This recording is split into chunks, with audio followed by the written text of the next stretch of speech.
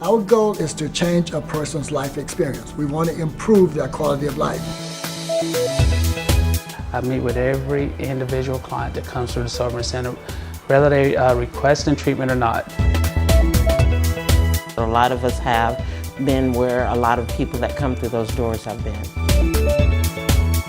When someone's ready to give up their substance, they need support and they need access to care almost immediately.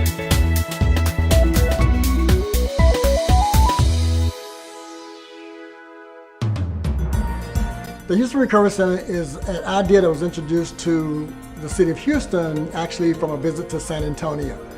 I was in San Antonio in 2010 looking at their big homeless project, and they happened to show us some of the other services that was under their operation, and the one that was most impressive to me was what they was doing with individuals that was being arrested for public intoxication. What they was choosing to do in lieu of taking these individuals to jail was turn them over to a facility that would watch over them until they were sober enough to be free to go back out on the street.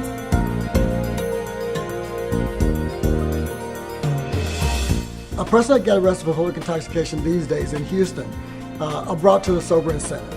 We take all intoxication, whether it's drugs or alcohol, with the exception of a few that cause individuals to be extremely violent when they're under the influence. But any other drug that would cause a person to be impaired, we will take those individuals here if they're willing to cooperate with us. So individuals are brought in generally by law enforcement, and when law enforcement pulls up to the back door, a recovery support specialist will greet them as they bring the individual in.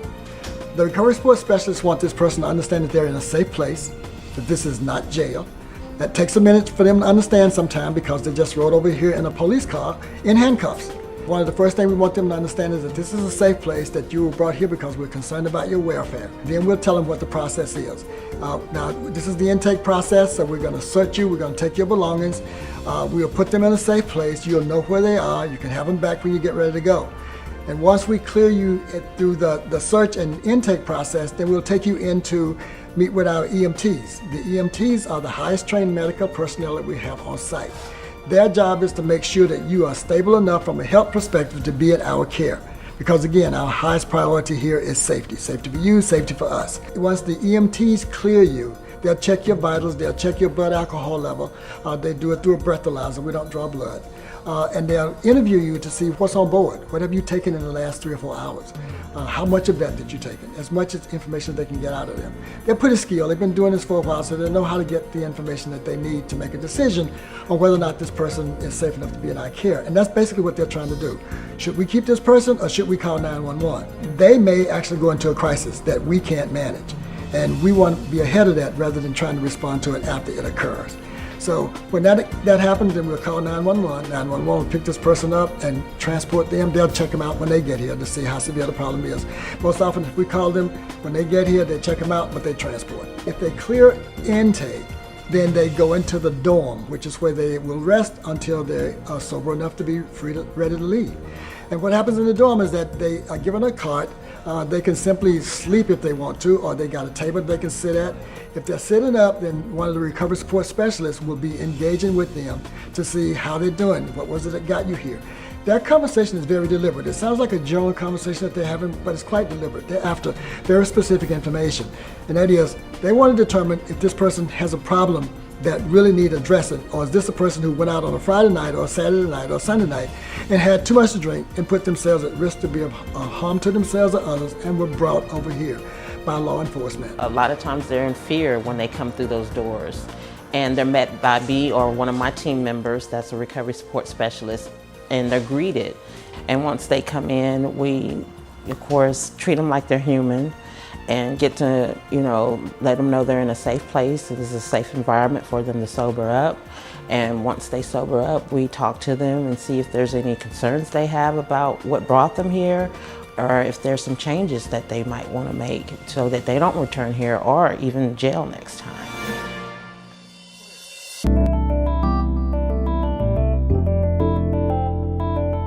So if a person is just sobering up and they want to leave, they don't want any help, and our conclusion is that they probably don't need any help, this was probably just a one-time experience for them and this is not likely to happen again, then they're free to go. They will either call a cab to come pick them up, or they will call a friend to come pick them up, or they will choose to take public transportation, and they are free to go. They get cleared, they get their belongings back, and we show them to the exit.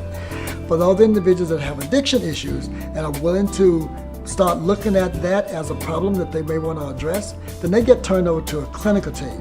The clinical team is made up of a licensed counselor who's a case manager and also a peer specialist. And so the licensed counselor will interview this person first. Their job is to see how severe the problem is, and that information will help them match them with resources in the community that's most appropriate to address that level of need. The clinical team primary responsibilities are, we assess for treatment, we also assess for transition housing, we also, whatever needs the clients need, we try to meet, help that client. After transition housing, they may need employment, so we assess with the employment process. We send them to different referral sources to help with the employment. We set up programs for them to go attend for job training where they can later be placed on a job for employment.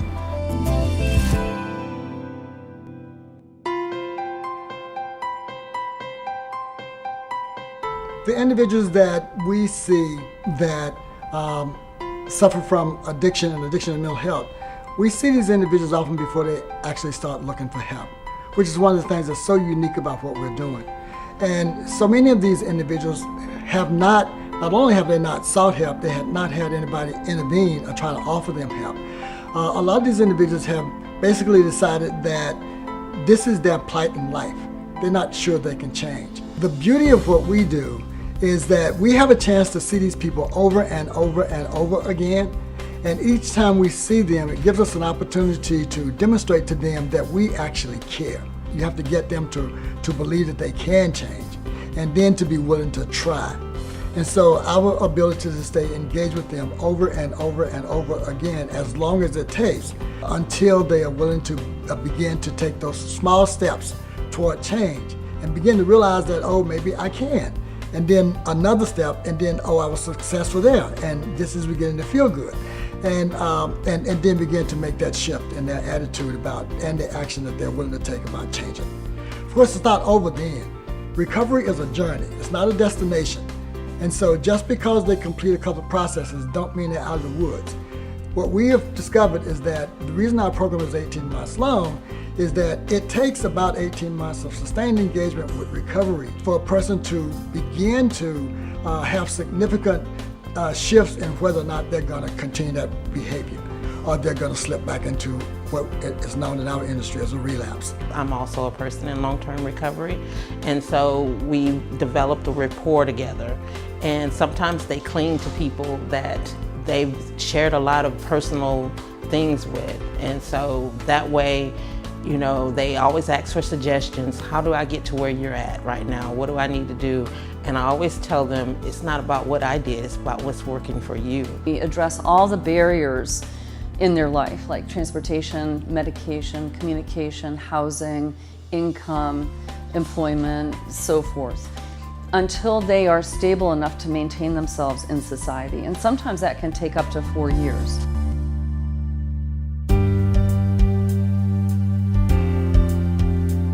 When we started working on this project in 2010, the arrest rate was about 20,000 a year for public intoxication. When we came into existence in 2013, we had an immediate impact. The year before it was 15,000, which means it was already trending down from 20 to 15.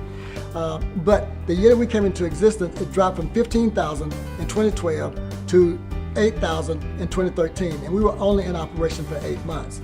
The following year, we improved on that number. The next year, we improved on that number. Last year, the arrest rate for individuals going to jail for public intoxication was under 1,000. This year, we're on schedule to reduce the number again this year over last year. I think the number came in around 800 last year. We believe we're going to get that down to around 700 this year based on what the numbers look like through November. We have one client that's had 439 EMS transports. He's been cycling through the emergency department. He's been cycling through the criminal justice system. And he is now to the point where he's gone on medicated assisted treatment. We call it medicated assisted recovery. It's medication that allows them to sustain themselves without, so that they can have an improved quality of life. He's no longer going through EMS, he's no longer showing up in the hospital, he's no longer going through criminal justice, and he's not coming through the sobering center anymore.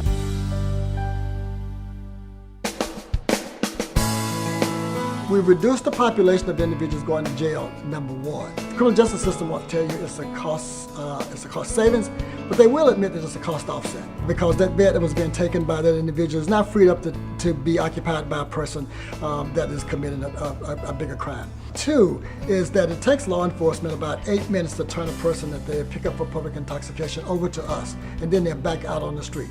It takes a little bit longer than that to book them into the jail. Also, these are individuals that oftentimes require medical attention if they don't be in a safe place where they got people that can watch over them and keep them safe. And so these individuals are not ending up going to being transported by EMS or going to an emergency room. So that's a big savings on the county side, not necessarily the city side, but it's still our taxpayers. And so those are some of the ways that there's an immediate return on the investment that's made in us. A more long-term investment that's made in us is that a large number of the individuals come through here have addiction issues and a mental health issue combined. So it's a co-occurring issue is what is referred to as. So those individuals oftentimes require a much more extensive level of care over a much longer period of time. And this is a population that don't go seeking help. So what's unique about what we do here is that those individuals are brought in front of us. They weren't looking for help. They just got placed in front of us. And then they get intervened on, and so they get help offered to them. And so we have been very successful in getting people with long histories of addiction and living on the streets of Houston into recovery, into housing, and change the quality of their lives. A lot of times it's just having that vision of hope in front of you, especially if you've been out there in the trenches with a person that's now working here and seeing they've made this change, knowing that you can do it too. So it's all about that uniqueness that we hold with a lot of people that come through the door that makes it a special bond. And then we go and we advocate for that person. You know, once we see and they've put down a plan of what they want to make changes in their life, and according to that, we support them through that. And we advocate to our clinical team, or it might be our director, to see what we can do to help them so that they can make those changes in their lives.